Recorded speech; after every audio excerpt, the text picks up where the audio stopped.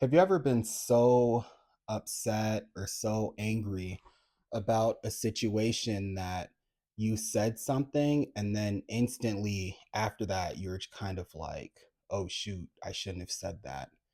In this video, I'm going to talk about the importance of being slow to anger and not being so quick to speak your mind when you get upset because there's so many repercussions that can come from being quick to respond and saying something in the heat of the moment.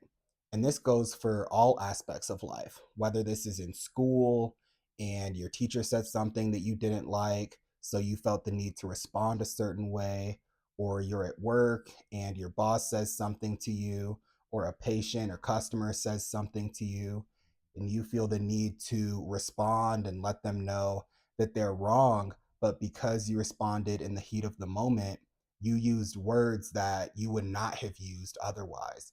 And the thing is, once you say something, you can't take it back. You can't go back in time and undo that. And so our words have consequences because our words hold weight. And especially in relationships, because one thing that me and my wife practice is whenever we get upset or we have a disagreement, we always take time to really process our emotions and really sit with them. And if this means we need to take 15 minutes and maybe I need to go on a walk for 15 minutes and then come back when I'm ready to discuss things in a way where we're not yelling at one another or, one person isn't slamming doors and things like that, we can have a more level headed discussion and we can make a lot more headway than me getting upset and saying something and then making things much worse than what they would have been if I just would have taken a second to calm down and to really think about what exactly I wanted to say and how I wanted it to come across specifically. And especially in school, because there are times where you might do poorly on an exam and you feel the need to kind of let your professor know that they didn't do a good job or their class is stupid and you don't need their class to graduate or whatever. Or you could take some time to say, okay, I'm upset. This thing didn't go exactly how I would have liked it to go, but I understand that there's time to come back and there's time to get better and improve in a way. But, or even talking to that professor from a standpoint of, what you can do to prepare for the next exam better. But if you get upset and say something to the professor, they might be upset to the point where they don't want to help you anymore. And so that's why I really just have been thinking about how important it is to be careful with our words.